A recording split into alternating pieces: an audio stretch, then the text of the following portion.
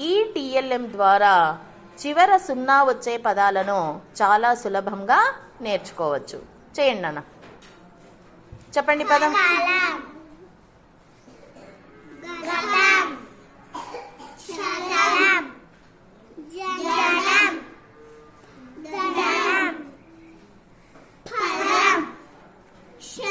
శరం. Very good. ఇప్పుడు ఈ టిఎల్ఎం ద్వారా మధ్యలో సున్నా వస్తుంది. మధ్య సున్నాతో పదాలను చాలా సులభంగా నేర్చుకుంటాం. ఇది చేస్తారా నాన్న? చెప్పండి పదం చెప్పండి ఫస్ట్.